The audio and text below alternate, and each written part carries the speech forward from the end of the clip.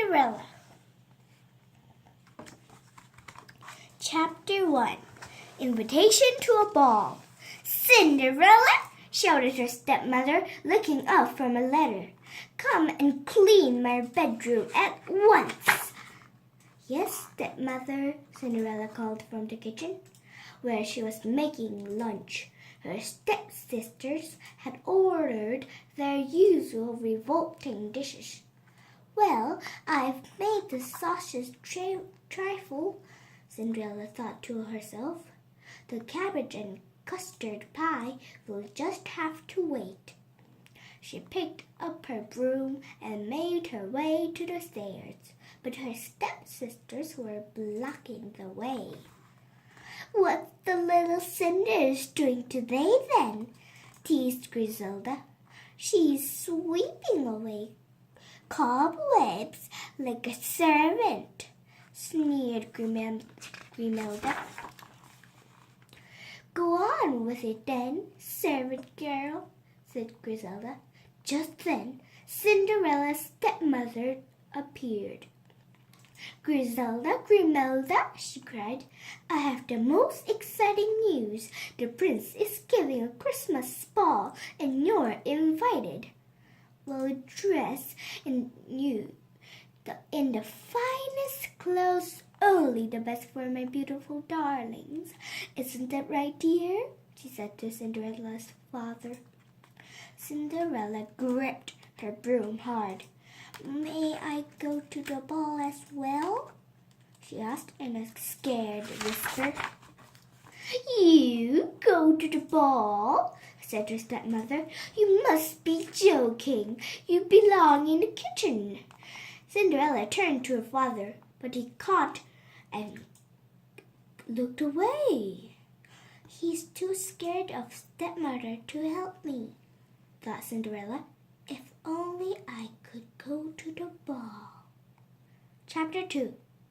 A surprise visit.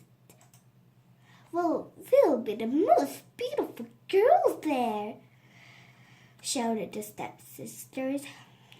I'm sure the prince would want to marry one of you, said their mother proudly. Now, Cinderella, she went on, as a special treat, and since it's nearly Christmas. Yes, Cinderella cried. You may help Griselda and Grimelda choose their dresses. All that week, bootmakers, dressmakers, wig makers, and hairdressers streamed through the door. Cinderella tried to make her stepsisters look as pretty as possible. It wasn't easy. Grimelda wanted to wear a hat decorated with stuffed birds. Griselda chose a lime green dress with yellow spots. What about feathers rather than stuffed birds, Grimelda? Cinderella suggested politely. And Griselda, I think the yellow dress suited you better. Shut up, Cinders! What would you know? Said Grimelda. But you might be right. We must look grander than everyone else. Saw on lots of rubies and ribbons. Cinderella worked all day and all night putting the finishing touches to their outfits. Hurry up, Cinderella! At last they were ready. Cinderella's stepsisters gazed at themselves in the mirror. Don't we look gorgeous? They shrieked. We'll be the finest ladies at the ball. Oh, my Tinkerbells, you look wonderful, their mother gasped. Let's go, the coach is here.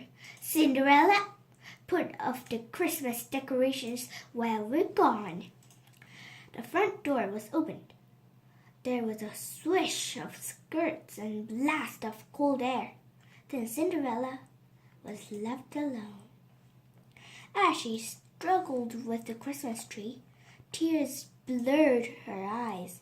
Oh, she sobbed, getting tangled in tinsel. I wish wish I could go to the ball." A loud crash in the chimney made Cinderella look up. There, in the fireplace, covered in soot, was her godmother. Chapter 3. Fantastic Victory. "Godmother, Victory!" cried Cinderella. "Whatever are you doing in our chimney?" "I missed the door," Victory replied already. "But I haven't seen you since I was 10, said Cinderella. "I've been with Sleeping Beauty, my other godchild," explained Victory. "But she wouldn't wake up, so it was rather dull."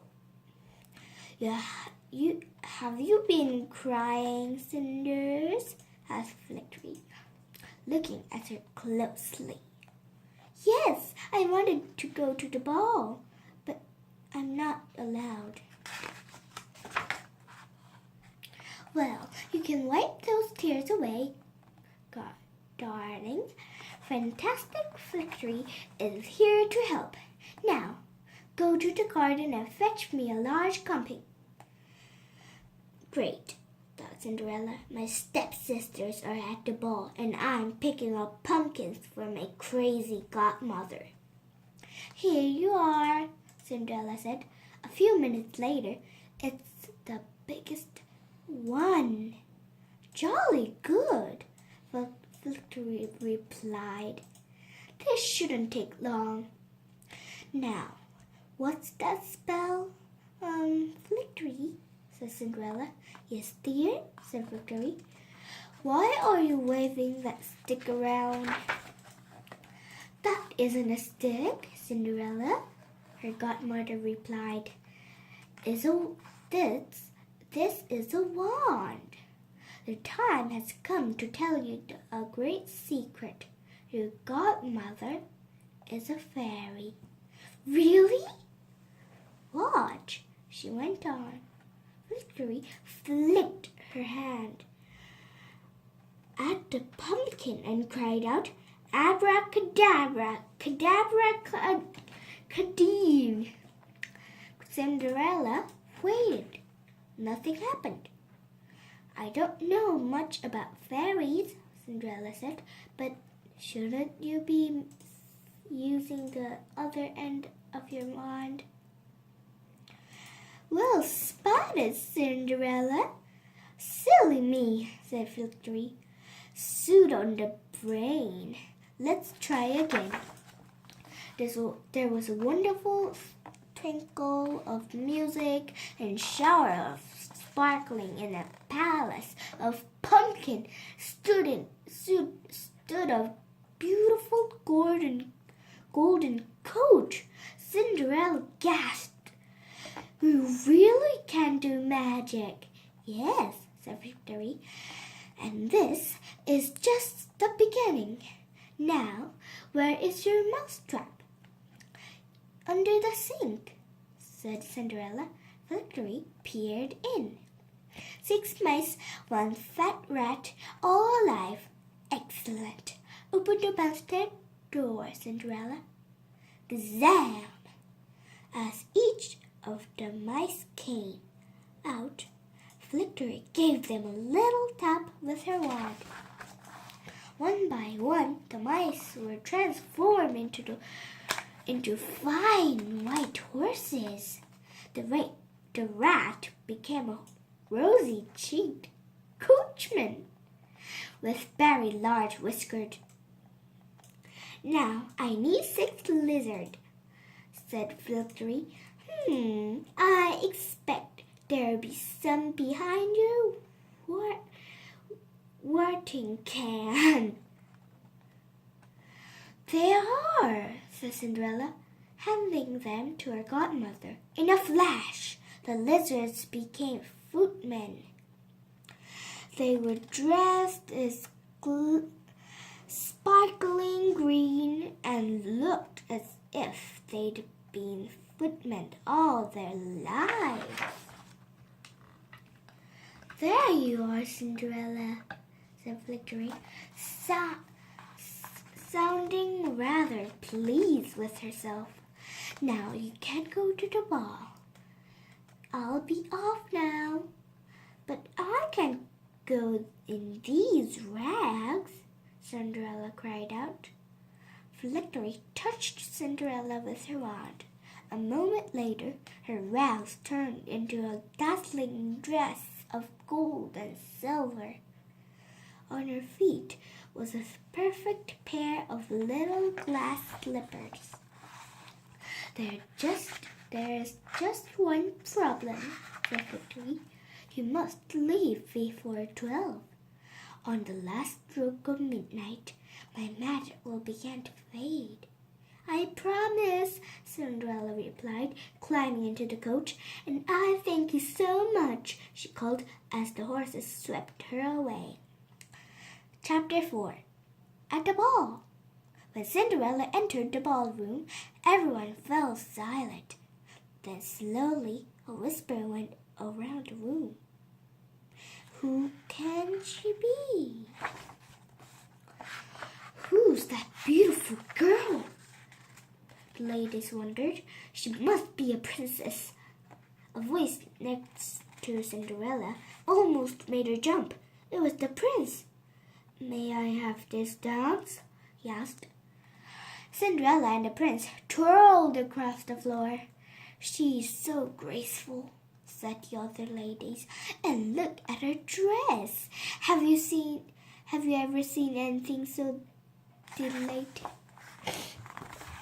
Ignore her. The prince is only being polite, said Grimelda. He'd much rather dance with me. Cinderella was enjoying herself so much she forgot to watch the time.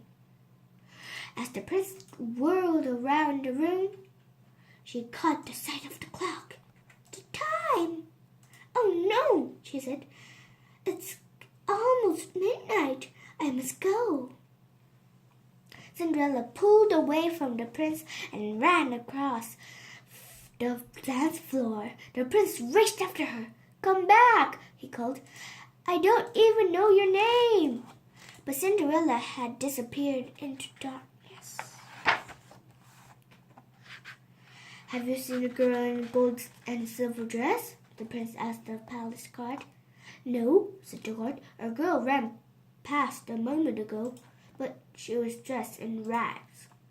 I've lost her. The prince turned back to the palace with a sigh. Then something on the steps caught his eye. Her glass slipper, he cried. Chapter 5. The glass slipper. Cinderella ran home as fast as she could. She arrived just before her stepsisters. How was the ball? Cinderella. It was very grand, said Griselda. Too grand for the likes of you. I'm sure the prince is in love with me. Cinderella smiled, but she said nothing. The next morning, the entire street was rooted by the shout of a town man who was followed by a messenger. By the order of His Royal Highness the Prince, every girl in the kingdom must try on his glass slipper. The prince will marry its true honor. Cinderella's stepmother flung open the front door and grabbed the messenger. One of my girls will lift his shoe, he said proudly, and then I'll be queen. Griselda couldn't even lift her big toe in the shoe. She pushed until her foot was bright red. You stupid girl! Give it to me, shouted Griselda, and snatched the glass slipper from her sister. Griselda rammed half her foot in the shoe, but then it got stuck. Please, Grimelda, shrieked her mother. You're not trying hard enough. I'm trying as hard as I can, Mama, said Grimelda with a grunt. Ow!